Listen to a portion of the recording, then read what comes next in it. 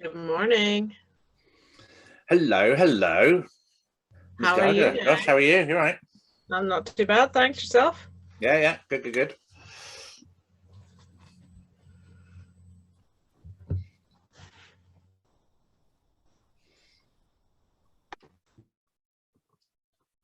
So we'll give it, where are we? Another minute, and then we'll get going. You'll be delighted to know, all of you, I'm sure, that I am going to do almost no talking during this webinar. Yeah, all right, Karen, thanks for that. Dare we say it might finish on time? Well, we shall see. We shall see, shan't we? Hey? But I have had a sneak preview, and it's absolutely fascinating. And the info that Elley will be sharing with us all is really, really important. It took me right back to when I was last director of fundraising, just thinking, really, really vital stuff, really important, and particularly at this moment, where we are now as a country, we've got to be thinking about legacy giving. Where are we? Right, we're getting to 10 o'clock. Elley, how are you doing? Are you ready? Are you there? I am raring to go, Ash. How are you? Hello, good morning. Good morning. Right, so if everyone's happy and if everyone's got a cuppa and comfortable to get going, then we shall get going. So for those that don't know me, I'm Ash, and founder of Pebblebeach, and this is the latest in a series of webinars that we've been delivering over the last year, trying to share knowledge and experience and offer hopefully some support and guidance for those that welcome that. We've talked a lot about giving in wills in previous webinars, but we've never actually focused specifically on it. And so I'm really grateful to Elley for leading this. Elley and I have been working together for many years, and just absolutely thrilled that Elley is now part of the Pebblebeach team. And with her, she brings an enormous amount of experience and knowledge of both strategic development for giving in wills, but also tactical delivery as well. And in Elley's time at various charities, she's led a number of giving in wills successful projects, but also chaired Will to Give for 3 years as well. So an extraordinary amount of knowledge and depth there. So again, as I said, everyone, you're going to be delighted to know that I'm going to shut up and just let Elley crack on with it. What we'll do is Elley's going to lead us through a presentation. If there's something really important that you think of at the time, then please enter it as a question to the chat function. And then at the end, hopefully we'll have a bit of time to go through a Q&A. And what we'll do is we'll pull together the questions that have been asked through that, and we'll try and answer it. But I already know, having sort of talked through this talk with Elley, there's so much stuff here. I think it's quite likely that a lot of people will have questions that they want to ask specifically related to their own charity, their own activity, and that's fine. I don't think we just won't be able to cover everything. So we're here to have individual conversations with you afterwards. So if there's something you just want to chat through in a bit more detail, then just let us know. You can use hello@pebblebeachfundraising.com if you haven't got our individual emails. Just drop us a line and we're quite happy to come and have a conversation with you and just exchange ideas and answer questions as best we can on any of the points that we cover today. Okay. So I'll nearly shut up. Just a bit of housekeeping. And if we can go to the next slide, please. Just a bit of GDPR. We are recording this, as we have done with all of our webinars, and the recording will be put on our website, and we'll also put it up on YouTube as well. And I know that quite a few people have found it helpful to be able to watch these at a different time. Worryingly, there's a couple of people that have told me that they've taken some of the webinars that I've done and they've just had them on audio only, like late at night, just as they're dropping off, because it helps them to go to sleep, I think, probably. So, but you know, it's nice to be useful, basically. So guys, hope you enjoy the next hour. I'm sure you will. Elley, over to you. Lovely. Thank you so much, Ash. I am delighted to have you all here. It's just amazing to see such a healthy turnout. So thank you most sincerely for coming. My aim today is really my aspiration is to send you back out into your worlds with some inspiration and fire in your bellies with regards to giving in wills. It's something I've been passionate about for years. I'm sure many of you are. So I'll give you a little bit of a taster as to what we're going to cover today. So I think before we even set out on our future journey in terms of legacy marketing or strategy, we really have to look back and consider gifts and wills in a pandemic. And I think from this we can draw some really, really useful lessons about the last 12 months and how they will shape the future of marketing and associated activity. And we are going to have a bit of crack. We have what is known as the Pebblebeach challenge coming up. So the plan here is to consolidate a little bit of the learning that you're going to hopefully garner this morning, and also have a bit of fun with it and keep our spirits up. And then we're going to take another turn and have a think about some of the strategic considerations that really, are worth thinking about now before you set out on a legacy strategy development or to enhance what you already have. So the big thing that I want us to consider is, as we take tentative steps back into the new normal, whatever that looks like, is that we have something robust both strategically and operationally to apply. And then at the end, the plan is to have a little bit of time for Q&A and hopefully pick up on anything that you want to discuss as a group. The other element to this is really, I want to help you guys make a case in terms of investing in legacy fundraising to a sufficient level and also quality. And as I say, hopefully this will send you back into your lives with that knowledge. Before I kick off in earnest, I want to acknowledge some of the sources where I have drawn information, statistic, facts, and so on from. Legacy Foresight being one. I'm going to be honest, they are my heroes. SME and Ford, the Institute of Legacy Management, Remember Charity, Will to Give, and good old Richard Radcliffe too. So to kick off in earnest, I'm going to state the absolute obvious, so forgive me. The pandemic has clearly had a devastating impact on charitable income, all our lives, and livelihoods. But then on the flip side to this, COVID has essentially brought what is a pivotal moment, an absolute pivotal moment in legacy giving and our opportunity to grow it essentially. So if we look back, can you believe it's 12 months? It is truly bonkers.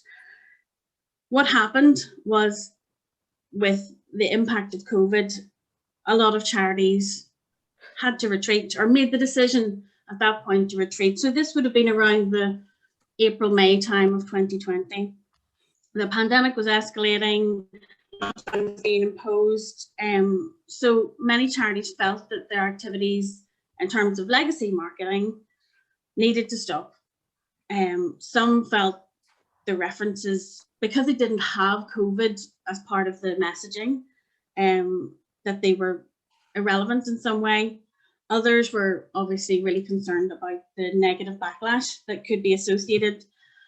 Their concern was about, I suppose, sounding tone deaf in that environment, and perhaps looking really opportunistic.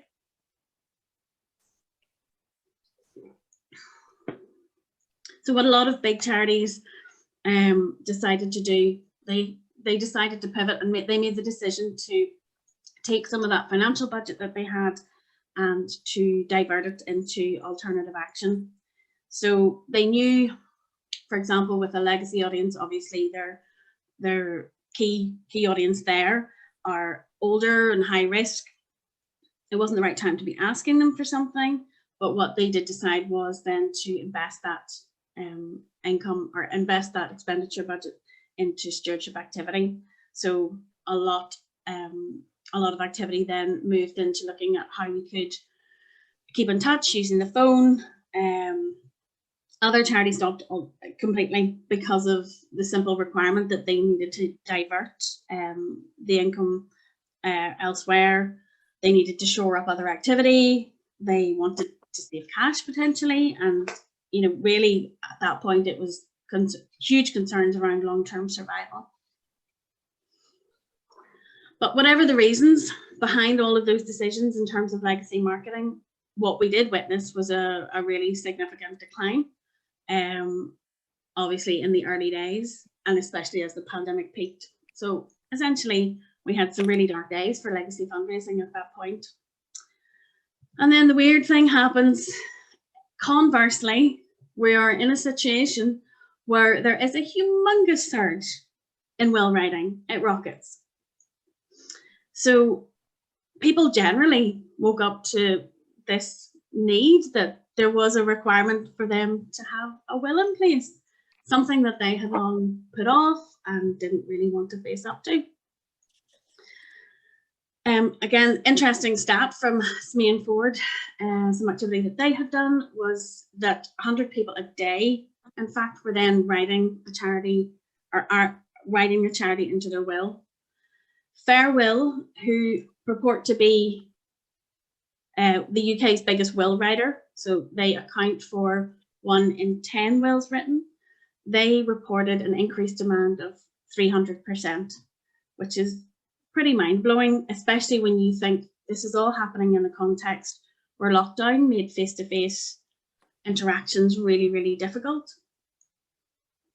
And what I'm going to jump to is some really interesting research that Legacy Foresight undertook back in June 2020 that really brings this to life.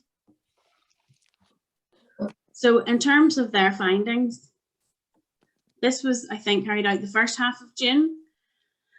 24% of adults had agreed that the pandemic itself had made them more likely at that point to make or rewrite their will.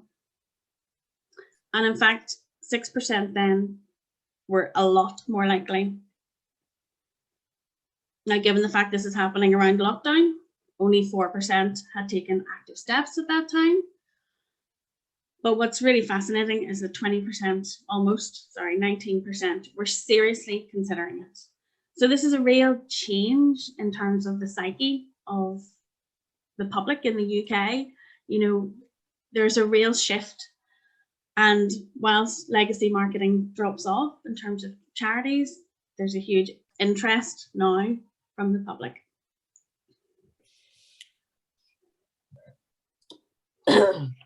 And quite sensibly then, in the face of this surge in demand, some charities decided that no, actually now was the time to resume what we've been doing before or revisit it and to get back out there. I think there has to be an acknowledgement that at that point it was timely, it was relevant, and it was meeting this need that's coming from the public. The other thing that is really interesting in all this is obviously we don't have a one-size-fits-all in terms of audience. That we obviously have different groups, and Legacy Foresight have come through to say that millennials are going to be the first sort of significant generation that's going to have a massive, massive impact in the way that wills are made, because we obviously have a whole bunch of, digital natives. They've grown up with technology in every context, and they're very happy to, I suppose, accept like a range of online solutions. 19% of millennials who have written a will actually wrote them online. And that stacks up to just 8% of adults. And then a similar proportion again to that 19% plan to write their will online next time. So I think the point from this is, albeit there was a discomfort for quite a number of years around online wills, it looks like they're here to stay. And okay, a sort of full digital will might be a wee bit off, but the online activity is here. The pandemic has accelerated both the usage and I suppose the acceptance. And realistically, what we are seeing now really is this is a lucrative market. You know, there is going to be a push over the next few years. We're going to see the values increasing. There's going to be things like upselling, a whole opportunity around digital data gathering and charity partnerships as well. So I think quite a few key players are poised and watching and waiting to see how this is going to play out. You know, different brands, different suppliers are going to start jostling for position now, because we've had such a surge of new entrants to the market. Well, what does all this mean? So this is interesting. The impact on income, I think, with the benefit of 12 months hindsight, it's worth considering what the impact has been, what considerations we need to apply for future marketing, but also how does it affect other investment decisions? Because the reality is that legacy income has kept many charities afloat. There was, and justifiably so, there were initial fears that charities have found, you know, legacy income has dropped, but it has continued to come through. Obviously, part of that is that many gifts were already in progress.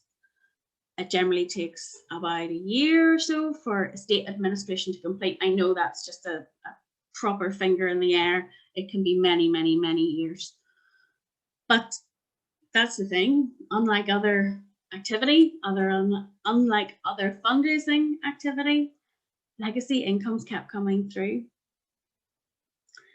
And so the other thing, I suppose, was that for some, maybe some of the bigger guys who had, you know, well-resourced legacy management teams, the good thing is that for them that they were able to adapt quite quickly to working from home, you know, and to keep up momentum. Communications that would have always been, or traditionally been postal, have been able to sort of flow into email. And lots of professional executives were still able to act, I suppose, throughout the year. I know there have been issues with probate backlog, and the likes of Legacy Foresight, Member Charity, and ILM were all pulling together with HM Courts and Tribunal Service to try and resolve this. And I think it was looking like it was happening. But I suppose what's the point is, a proactive approach has meant, albeit that legacy incomes were not at the same as pre-COVID levels, they weren't as severely affected in the short term as so many organisations would have feared, and probably far less than other fundraised income. And I think it is fair to say, now I know legacy income has had its volatility back in the sort of the 2010s, 11s, 12s, but right now, legacy income is proven as one of the most stable income streams. You know, it's consistent and we can rely on it. And in my book, it has undoubtedly helped so many charities weather this massive crisis.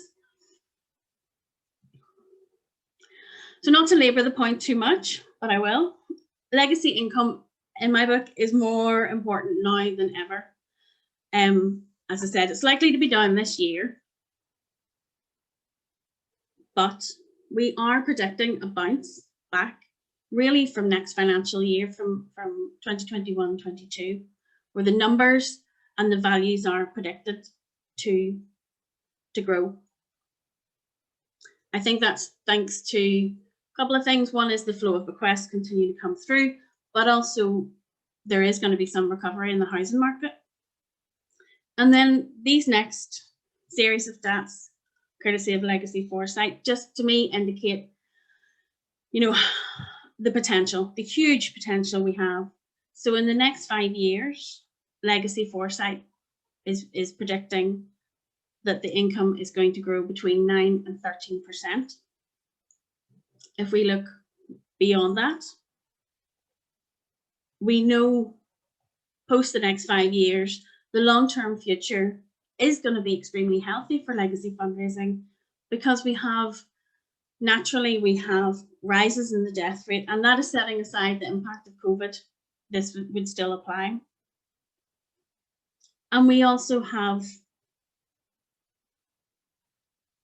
the increased prevalence of charitable will making amongst a new generation of legacy donors. And I think the final stat there says it all in terms of legacy income will double in real terms over the next 30 years.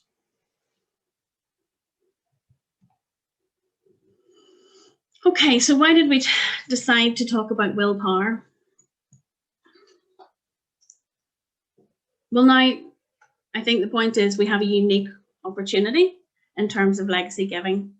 For many people, the outbreak has made them consider their mortality for the first time, and they've brought to the fore the importance of ensuring that affairs are in order and children are taken care of and so on. We have this situation where 1 in 5 adults claim to be seriously considering making or rewriting their will as a result of the pandemic. And then here we are, the charity sector. We are well placed to be offering the public a really, I suppose, an easy, accessible, low cost, trustworthy range of options, whether that is face-to-face or online, but we're there, we are the solution. I think it's also worth mentioning that charity wills have, I suppose, they really are in their ascendancy in terms of volume. Again, one of the stats that jumped out at me was the fact that 12% of all current wills were made using a charity scheme. So if you put all the charities together, they are essentially the largest buyers of wills within the market. They are a significant player. So we have both influence over the market and also for the public whose needs we can meet.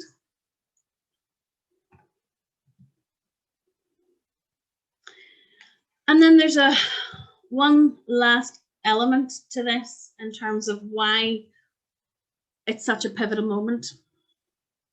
So we know, and I've heard this stats a few times, and sometimes it takes a second to sink in, but gifts and wills raise 3.4 billion annually for UK charities, and an amazing 1 in 6 probated wills now contain a charitable gift and will.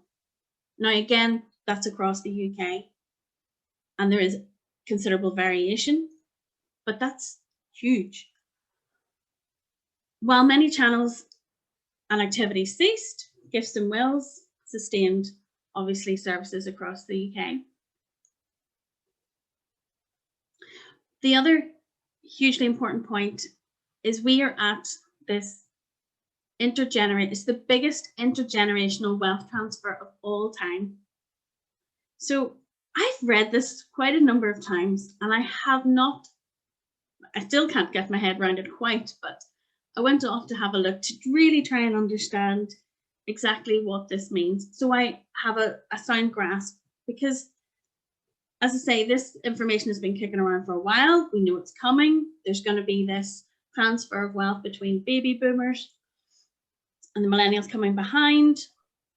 But according to investment management group Brooks Macdonald, in the UK alone, 300,000 less financially secure millennials can expect in the next decade to receive an astonishing £327 billion by way of an inheritance from their wealthy baby boomer parents. That's an astonishing transfer of wealth. And all of these things combined obviously lead to a huge opportunity to grow legacy income. And yet, and this is I suppose the rub, and I'm sure we've all felt it, legacy marketing continues to be hugely underinvested in. And when I'm talking about underinvestment, I'm not just talking this. The next stat relates to financial. However, we're not just talking about financial. We're talking about time. We're talking about energy. We're talking about resources and people and skills. So it is staggering that in terms of fundraising investment, we will put, yes, 4% into it, and yet legacy income accounts for 44% of fundraised income. Surely we can do better. Surely we can do better in terms of that mismatch. What I will say is that 4% has increased by 1% in the last 3 years, so there is some development happening, but I think we can really make the case for it. And the other point is, and we'll touch on this a little more later, but the giving in wills, it's not just an annual mailing, it's not just having a talk or a lunch. Gifts and wills have to be a way of life for charities. They absolutely have to be. So we know gifts and wills fundraising can be really tricky to prioritize. I get it completely. I have been there, done it, in terms of trying to juggle those balls, trying to prioritize the income generating activity against the long-term sustainable. But this is the time. This is the time to either start that conversation, and we can definitely help you with that, or to refresh that conversation. Forget about what's gone before, forget about what you have done or haven't done.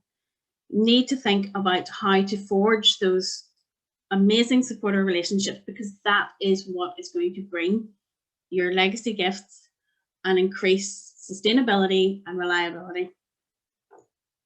We're going to have a little bit of fun, just to take a pause and hopefully consolidate a little bit of what you've picked up.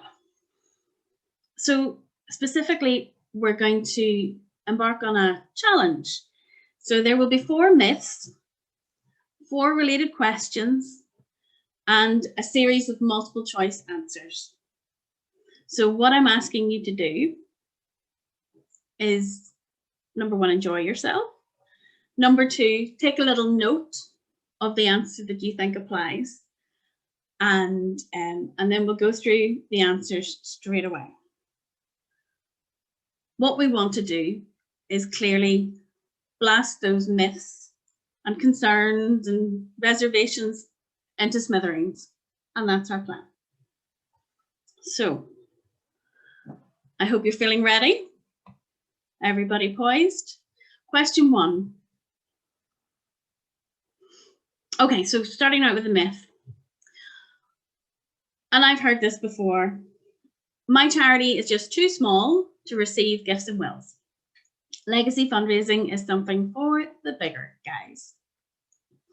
So what I want to know is, if that's the case, I think these numbers below would be a lot smaller, but however, not to preempt the answer, can you tell me how many charities benefited from legacies in 2020? Is it A, 10,000, B, 12,000, or C, 8,000?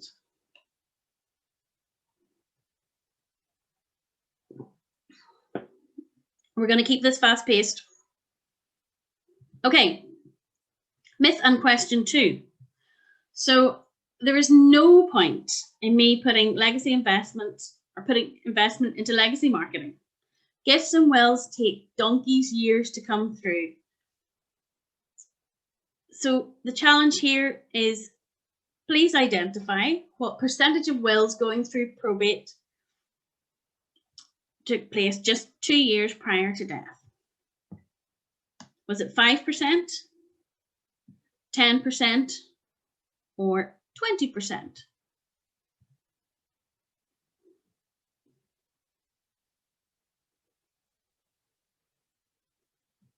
Okay, I'm just assuming you've got your answers down, you're feeling good. Okay, we have myth 4. So here we go, we hear it. All the bigger charities have already cleaned up. Our supporters have got them in our wills. We know there's bedfellow charities, about 3 or 4 maybe growing now, we're not going to be able to change their minds. So Pebblebeach's challenge is to ask you what percentage of pledgers ultimately do leave a gift. Is it 70%? Is it 50%? Is it 45%?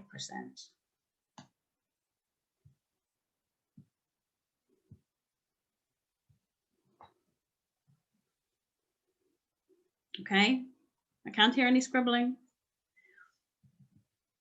And then the last question and myth for you guys. Unlike other income streams, there's no way of showing a return on investment from gifts and wills marketing.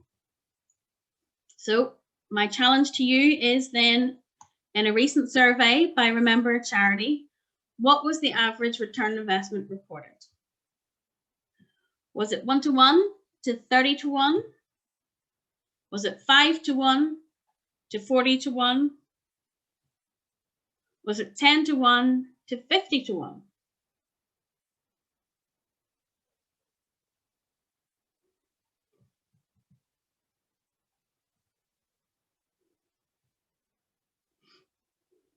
Okay, and we're coming on to the last one. Final hurdle, guys. So the myth is, well, let's pretty much forget about digital as part of our legacy strategy. We're never going to reach the right audience. So my challenge to you is, what percentage of 65 to 74-year-olds are active on social media? And I love this little lady down here. So answers are 80%, 65%, or 40%.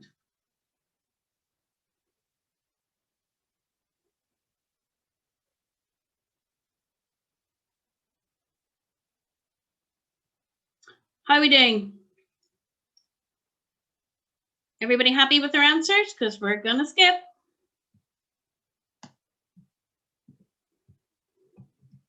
Okay, so the answer to myth and question 1 was, my charity is too small to receive gifts and wills. So in fact, 10,000 charities benefit from legacy gifts every year.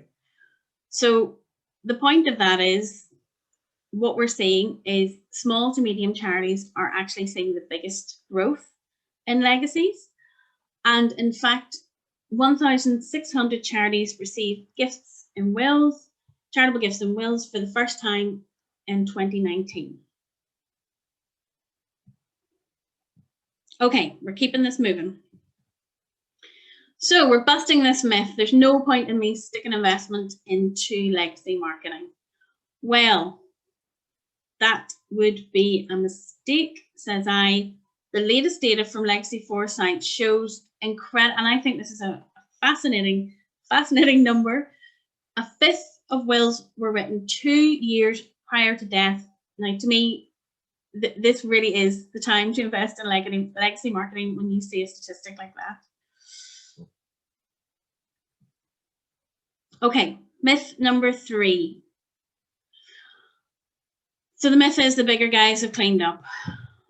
Okay, I hear you. However, the point being here, it's 50% of pledgers who ultimately leave a gift. So the reality is there's 50% of those people that you could influence to actually support your organization instead. And it's been regularly reported that people very much change their minds and their wills. Just because a charitable will gift goes in doesn't mean it stays. So the key point here really is that what's important is you keep front of mind with your supporter. You keep engaging them. Okay, so again, this is another common myth, is that there's concern around the fact that you put money in and you can't identify the return against that. Now, this is based on a recent survey by Remember a Charity, who, I think it was 120 different charities that they surveyed, and this was the the average return on investment that was reported. So it's the highest figure that obviously we provided in terms of 10 to 1, 50 to 1. I mean, again, a regular figure that I would have seen would be 48 to 1. So legacy returns, yes, they're different across the organizations. Yes, you put out, you know, your first campaign, you're not going to necessarily see numbers like this. It does take into, you have to take into account a range of factors, but I suppose the big takeaway from this is that it's worth tracking and recording and making sure you do it consistently, and everybody is trained to do so across the organization. So it is possible, people are doing it, and it's definitely well worth doing. And then let's see the last myth and question with our final grandma. There she is with her cookie recipe. So this last myth was about the digital activity and whether it's worth investing in terms of reaching the right audience. So obviously, I mean, everybody is aware of the explosion in terms of social media, but specifically around this age group, the 65 to 74-year-olds, and the answer is 80%. So we know over 65s were embracing, but even more so now with trying to stay connected with loved ones throughout the lockdown period. So that rounds off our myth busting and our quiz. I hope you all passed with flying colours. I'm sure you did. So the next section, we are going to touch on various elements that should be considered whenever you're starting to think about a legacy strategy or legacy activity. So whether your strategic goal is to achieve 20% increase in net income from X to Y over the next 5 years, and obviously maximizing your number of legacy gifts, there's probably, these are sort of a series of fundamental aims that are worth considering.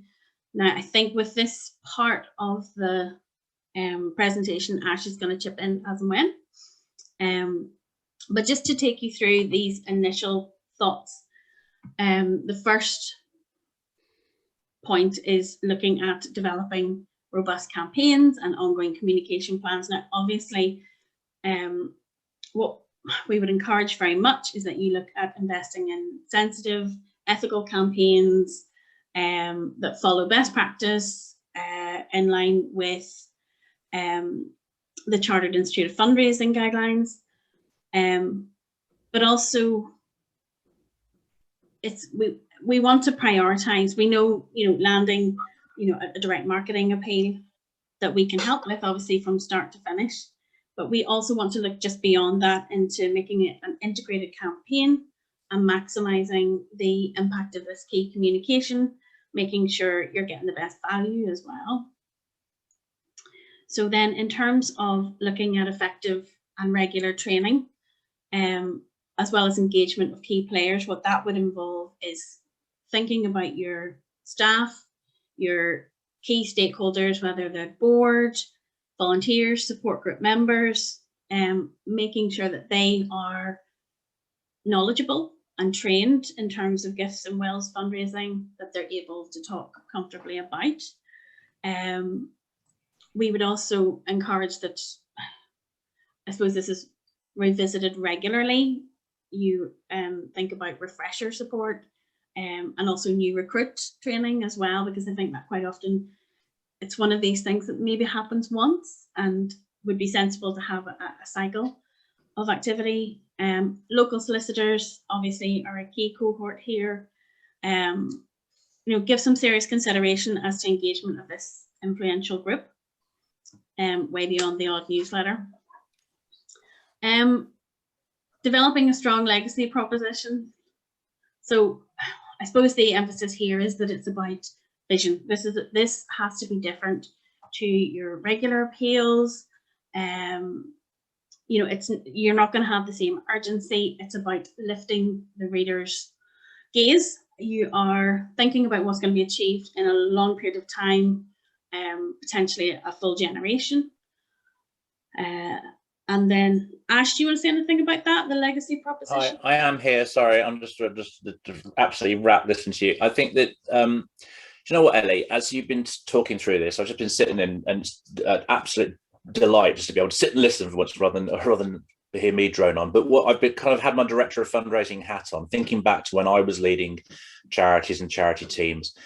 And the thing that really scares me is that 4%, 44% stat, the fact that 44% of income, 4% of investment, and how often have, those who've heard me speak, but say about actually prioritizing spend against income and prioritizing resource to where the money is actually going to come from.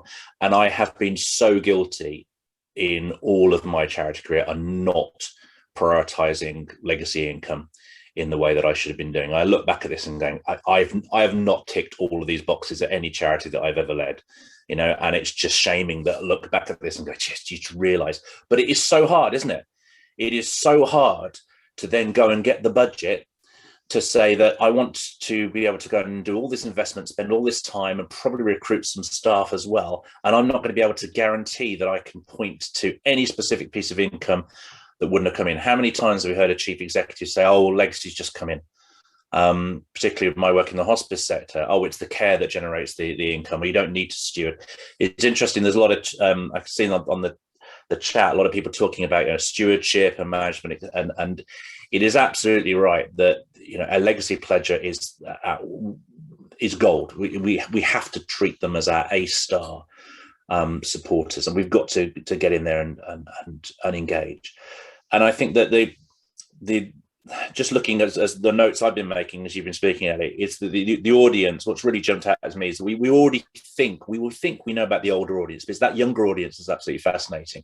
Mm-hmm. This is a time, and the proposition we've got now, this is a time that we can reach out and engage. And you're absolutely right. We've all become aware of our mortality, and we've all become more comfortable with the idea that we need to talk about death and the impact of that and what happens. And I'm 53, and I am absolutely the audience that should be making their will. I've got a will, but I need to revise it. But it's still a massive challenge for my age group. So we think we know the baby boomers, don't we? That we understand their motivations, the fact that they're handing money down. But for the whole audience, there is a reason. We have never had, in my view, a stronger time to reach out to the UK public and say, guys, this is important. And actually, as you rightly say, not only can we be part of the solution for them in delivering a will writing solution that ticks that box for them, but actually, as you're doing that, you can be the architect of change in the future. And we've demonstrated, you rightly say, so many charities have survived because of legacy income. Your gift in your will can not only deliver immediate benefit and change when you die, but also will provide a further, generational impact with the money that you leave behind. And what's scary is that the number of charities that we're talking to, and I completely get it, particularly now, coming out of pandemic, our community teams have been furloughed. We haven't had events teams as well. We've managed to keep individual giving going because you can kind of do that remotely. A lot of the major donor conversations of stewarding hasn't been happening, but legacy stewardship for a lot of the charities that we work with has just had to drop because there just isn't the resource and the time to be able to get to it. So no, you're absolutely right. I mean, it's, again, really opened my eyes, Ellie, in terms of it's 2021 is crucial. It's absolutely crucial. We've got this golden opportunity to look people in the eye and talk to them about giving in wills, and they will understand why and the benefit of that giving. And it's another door we can open to them. If they haven't got any money, they can put us in their will and they can achieve magnificent things. But we've got to get out there. The stat right at the beginning, Ellie, I think, was it about 20% of people say, yeah, we definitely want to do the will, but only 4% have actually taken action on it. That's inertia. Though, that's the thing. I think it's worth contextualizing that was last June. So I don't know how up to that will have. I mean, we'd be interested to see the stats when that comes out. My gut is that won't have changed that much. It's that inertia, isn't it? It's about the fact that yes, that opportunity is there, but we cannot just sit back and go, oh, brilliant, people are going to leave us more money in legacies. You've got to get out there and you've got to talk about it. The experience, the specific experience from, sorry, I'll shut up in a sec, is one of the hospice capital projects that we worked on. part of the conversation as the new hospice was opened was reaching out to supporters going, absolutely magnificent, thank you, you've helped us to build this wonderful new hospice, but we're going to have to run it for the next three generations. And one of the things we talked about was giving them wills. Yeah. And we just talked to the entire market, the entire audience about giving them wills. And it was only when I went back about 6 years later for a tour and the chief exec took us round, we took another chief exec down, and the chief exec was looking around saying, absolutely fascinating, we've just started seeing a huge spike in legacies. And it's because it's kind of getting on for 5.5 years now after we did that huge push. And there was this one-off huge push on legacies, yeah, and then nothing happened. And 5 years later, you see the results of it. But that is so difficult, is it not, to go back to your chief exec or your finance director and say, actually, I need you to invest some money in this, and you're not going to see any return probably for about 5 or 6 years. And even when you do, you won't be able to prove cause and effect. It's always been that tough. Absolutely. I'm going to keep going with go. Sorry. Yeah. No, if you want to chip in at any point, Ash, you Oh, dog over you. No, you're grand. I'm just very mindful of time as well. How you doing, Ma? So we were at Legacy Proposition. I'm going to jump on to thinking about, obviously, engaging and accessible materials. I think we could have a whole session dedicated to that. I suppose one of my, again, bugbears, we're now starting to grumble, Ash, is about the fact that quite often I've seen the most amazing, compelling, really useful materials produced, and yet they sit. There is not a clear, limited distribution plan in place. They're developed and they sit. These, this information needs to be utilized, it needs to be shared, it needs to be communicated. And also, obviously, in terms of accessibility, it has to be across, different channels. It has to be all over your website and ensure that it is accessible. In terms of recording, tracking, and reporting, I suppose that relates to all of the responses you get, whether you're talking about your inquirers, your intenders, your considerers, and so on, and obviously your pledgers. The other thing is to ensure the likes of the supported care teams are briefed accordingly, other fundraisers are briefed accordingly, and if you're wanting to record the likes of pledger or legacy conversations and so on, that they're all captured too.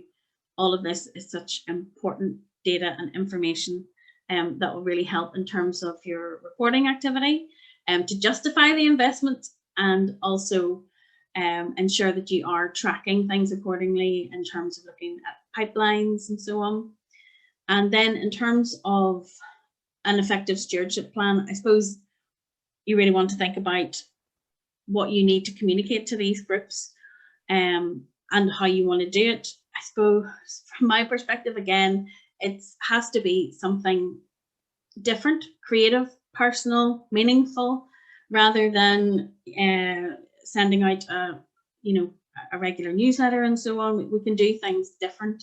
And I suppose if you've got a small cohort of pledgers, the joy there is you can really take super care of them, and really build that relationship and that understanding as well of why they have made a pledge to yourselves.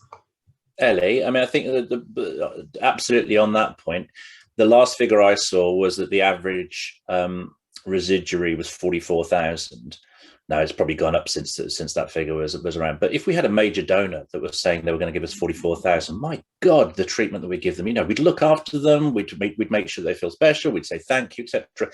And yet when it's a legacy pledge, we don't treat them the same. And I do not understand why we have to do that. I can see some people in the chat saying it's about resource. You're absolutely right. You've got to have this. It's about personal relationships, isn't it? It's about, you can't just have that arm's length thing where we send you a newsletter twice a year and that's going to keep you happy. And so one of the things about, the reason why only 50% of pledges actually leave things, well, people's priorities change and they have grandkids or things happen, or, they might get a particular condition that means they want to support that charity instead. But actually, if we maintain that relationship with them, then we can keep that giving. I think one of the approaches, certainly, that myself and a former colleague who was our legacy officer who at Northern Ireland Hospice, who was absolutely excellent.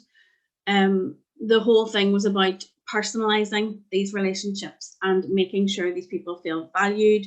And you know, it wasn't sort of a distance, arm's length. If somebody wanted to have a close relationship with us, that was encouraged. You know, and I'm thinking in particular of one pledger who became such an advocate for us. You know, obviously she shared her story, which was fantastic at different forums, but even better. But the relationship we had with her was almost like a friend. And I know that perhaps sounds a little bit romantic in a way, but that is genuinely how we looked after her. And to the point where I can remember this individual having back problems and, you know, bringing in a certain cream or ointment for her to help her, but simply because we just treated her as a human being, and she responded so well, and you know, the relationship was consolidated. Yeah, I agree. You can't arm's length these people. I do not understand why we do it. The next element to consider is obviously case for support, and I have touched on this. So realistically, you need a case that is visionary, and it's quite handy, I think, to bear these two questions in your mind to help build that case. So why on earth should I leave a gift in my will to you, and what difference would my gift make? And again, when you're developing this case, some of the things to consider are motivations that people have. You know, why, for example, why people want to give to you. These include please, so that's about helping change the future. Next one is thinking about they want to thank you. They want to thank you for something that they have received from you in the past. Other elements are duty, so whether that's faith or culture bound. Guilt can obviously be a motivation as well, or there's obviously the familiar one of dislike or distrust of family as well. So the other thing to consider whenever you're developing your case for support, this is like a handy little checklist crib sheet. So to think about whether it's fundable. Is it going to be affordable to your audience? You've got to bring it down, obviously, so the elements of it absolutely are unique insofar as distinguishing yourselves from your competitors. Credible, your claims have to be achievable, absolutely. Inspirational, well, that covers off the sort of visionary elements, and tangible is so that there's, you know, I think often the shopping list can help with that, but there's a clear understanding of how the money will be utilised. And there's a useful acronym there, Elley, to on that to remember. So you can just, if you just look, rather than being smart, there's quite a handy little acronym there that you can check. So if you say that to yourself and go, yeah, am I doing all these things, then yeah, that's another Pebblebeach challenge for you. Okay. So, and then again, before you kick anything off in terms of activity wise, it's worth nailing down your legacy champions. So you're going to have, there's a whole range of people you can have, and you know, you want that range of voices. So somebody who is passionate, absolutely delivers your projects and is passionate about your work, get them front and center. Chief executive, obviously, but keep them on track with regards to expressing the legacy vision. Your legacy advisor, please have somebody named, a face. Do not refer your legacy inquirers to a general inbox or a supporter care email, or, you know, you want somebody who's these people are making such a huge decision, and they may need to reach out, and you know, a specific person will always enhance the experience. Family members with personal experience, family members are really important if you can get them in there. I think you've got to, again, I think I touch on it later, but having family first is really, really important, and charity second. You know, that family have benefited, and then charity come next. And then in terms of your pledger, I think a lot of people get very, very hung up about their pledger or lack therein. You know, this is just another voice and doesn't have to be the main voice. They're all just coming together to consolidate, I suppose, your case for support. But one thing I will say about your pledger is make them relatable. Don't have them somebody who, you know, the likes of Joe Blogs will not connect with. Ellie, can I just add to that list? So Yep. solicitors as well. I think that a very powerful champion for your charity is a solicitor, particularly for your local or regional charity. I did a lot of work for one particular organisation about going and getting the local solicitor cohort to sign up, and they are so influential. Bizarrely, I think one solicitor said about 1 in 8 people that sat with him to make a will, he would suggest that they would leave money to a charity, which they would then go, oh, okay, that's a good idea. And then he would suggest the charity they chose. And quite often he would choose a local charity. It's really important. And one of those things, your legacy advisor, the role, the resource that you have in the charity on the admin side, one of the things that I've heard many, many times from solicitors is that they absolutely hate being chased for probate. Can you release 25% of it? Can you release 50% of it, etc.? And they like a really friendly, positive relationship. If you can have the resource in house that gives that positive relationship with solicitors, that just greases the wheels so much more. Sorry. No, you're absolutely grand. We're sliding. We're nearly there. So another consideration is the messaging that you're going to apply.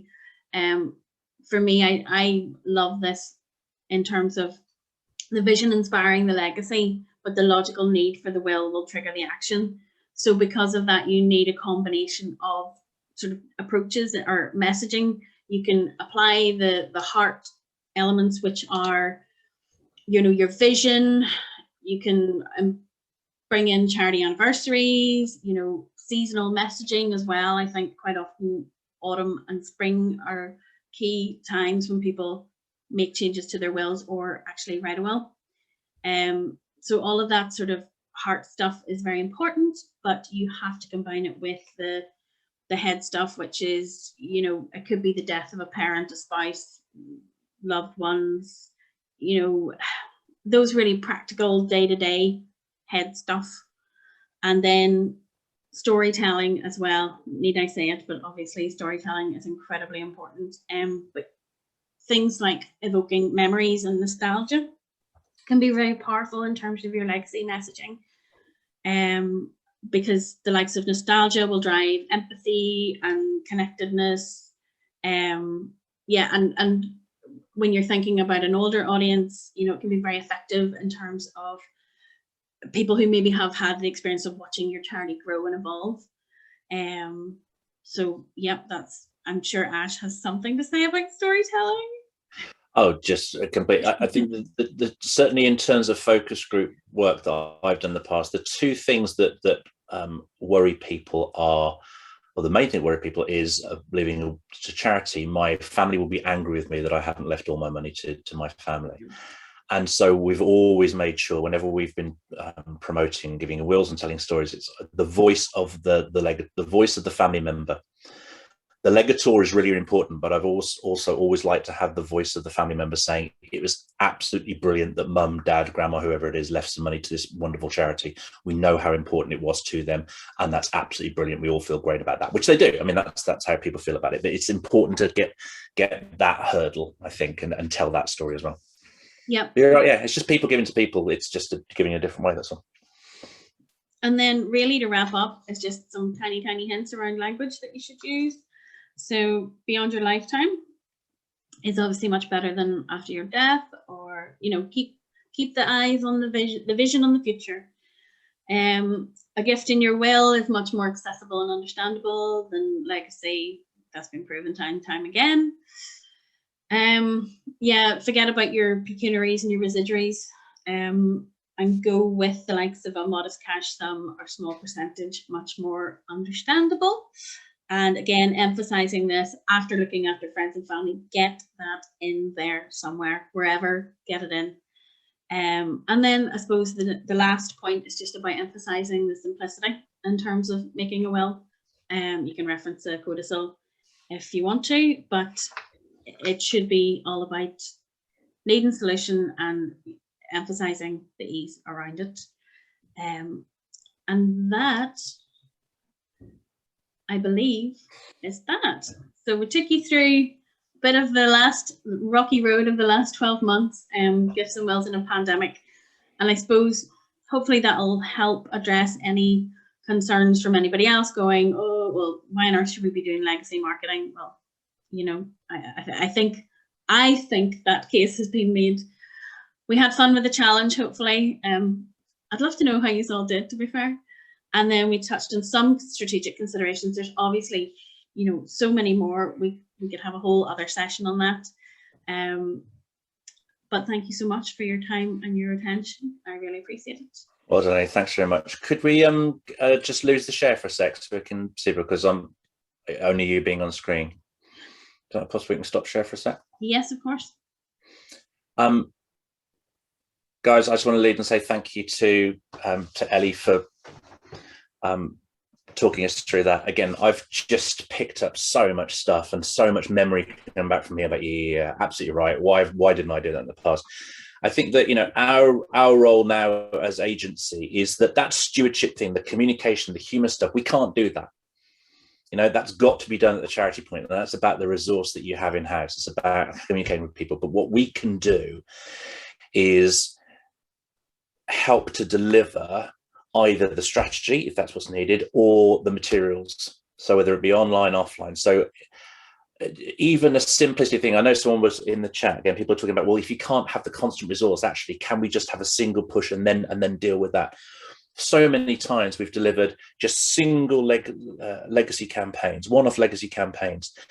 And because you reach out proactively to your audience, you then get a specific response back. And you get a tangible response back. One of the learnings that we had quite early on, particularly with working with hospice charities, where, you know, the death and dying is so obviously an issue, is the two stages. Not asking people, please leave some money to us in your will, but rather saying this is a really important source of income. I saw David and a couple of other people saying that they mentioned about how the hospice was founded by legacies. Absolutely right. This is the role that legacies have played for us. If this is something you'd like to look at, if this is something we can help you with, then here's how to get in touch, and giving them that named person. And what we found is a really significant number of positive responses. Either I'm already there, you're already in my will, brilliant, in which case stewardship kicks in. I'm actively thinking about it, or I would like some more information, please get in touch with me. And that just opens up these pathways. It opens up these conversations. But about 50-50, because the other half of responses, which is something we actively seek out now, is I really don't want you to talk to me about this again. I'm uncomfortable, I don't like, and some people just do not want to go there. And that's absolutely fine. So if you're letting them know as part of that outreach communication that you can tell us if you don't want to, and we will not address this subject matter with you again, that's really important, because we don't want to piss people off. So again, that's the role that we provide for the charities with whom we support, in that we can provide the toolkit. Yeah. We can give you the physical, we can give you the virtual, we can give you the strategy. What we can't do is the hand holding. We can help to devise, as we have done many times, a stewardship plan, but ultimately you've got to be in there. And Elley, as you were rightly saying, in my experience, CEO and trustees, absolutely vital, absolutely, you know, vital for that. 100%. Conversations about legacy giving is not something that is handed down to the supporter services team. You know, to have that conversation with, they've got to know what they're talking about, and they've got to be comfortable talking about it. You know, Amy and Chelsea, look at you. Are there any questions that have come in as Elley's been talking that we haven't covered? Do you think, is there anything else outstanding? Gosh, we've had so many questions. I've almost got an A4 piece of paper. Wow, a lot of them have been around the more logistical side of wills, I'd say. Yeah. So I don't know if everyone is interested in hearing all of these ones, but one that I thought was particularly interesting was the wills via video, and how the kind of laws have changed during the pandemic, in that now you're able to not have two witnesses with you. You can do it through video. And do we think that that's something that will be extended? And do we think it's worth extending it, instead of having a person with you? Elley, any idea on that? I have. Are you part of the government, Elley? It's in my spare time. Yeah. To be honest, no, it's not. It's not something I have come across, to be honest. I know the rules have changed. Yeah. And it's likely that again it's going to be made easier. And I think obviously we've all learned that we can do some stuff over Zoom now. Whatever the options are, and these will change, we've just got to make sure that we give those options, isn't it? We've just got to make sure that we allow people to engage in a way that they feel comfortable. And if some people are comfortable, I quite like the idea of the Zoom video recording that's played at my funeral.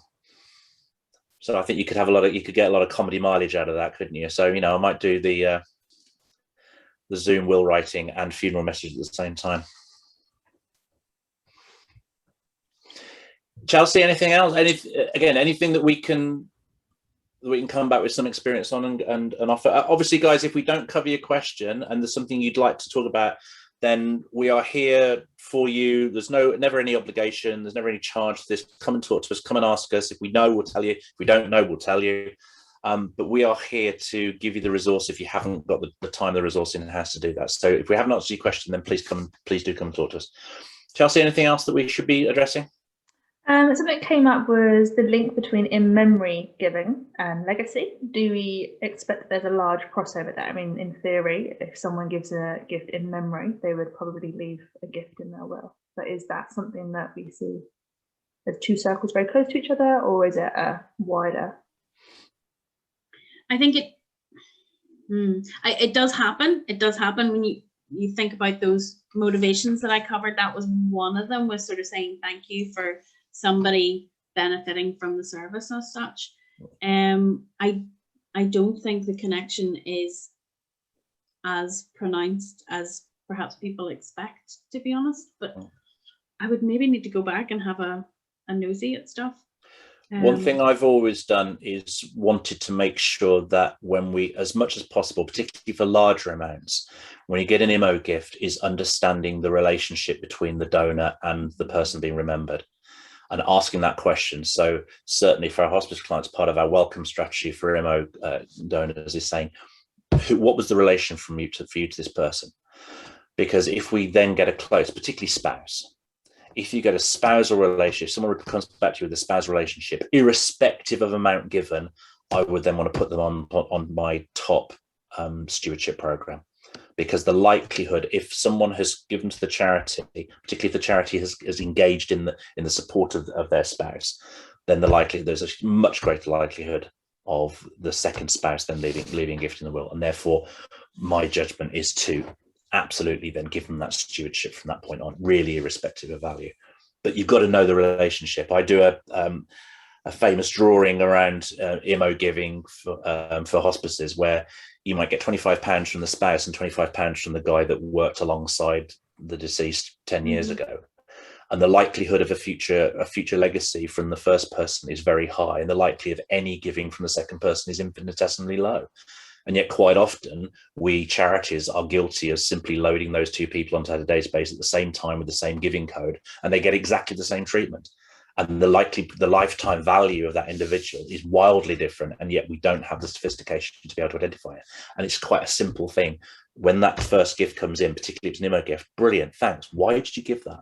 What was the relationship? Because they tell if it was someone, a close family member or a spouse, we can adjust our plan accordingly. Wonderful. We do have some other questions, but in the interest of time, we'll get in touch with people who had lots. I know a few people had quite a few questions. Okay, thanks, Chelsea. So yeah, sorry guys, it's run over a little bit, but I hope you agree with me. I think there was some absolutely fascinating content in there. For me, the takeaway is this is the opportunity. We have never in the charity sector had a better excuse for looking people in the eye and go, guys, I need to talk to you about giving in wills. And all that unnervousness and uncomfortableness that we've experienced before when we've tried to have those conversations. We've got a door. We've got a doorway that's opened and an opportunity to talk to people. Let's grab it. Let's get out there and tell people that they can do something magnificent. And even if they can't give us cash at the moment, they can give money through their will. Thank you very much to Elley. Elley, really appreciate that. Absolutely excellent. Guys, well, if we've got questions that you asked and we haven't been able to answer them, we'll try and come back to you. But equally, please use either, if you haven't got our email addresses, just use hello@pebblebeachfundraising.com, drop us a line, say hi, and we'll come back to you as soon as we can, okay? And the next webinar that we're hoping to deliver with the end of April, it'll be focusing on trusts and foundations giving and how the world is changing and our experience of what's happening there.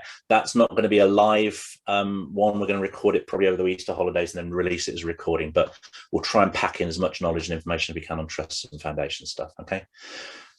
Guys, I hope that was useful for you.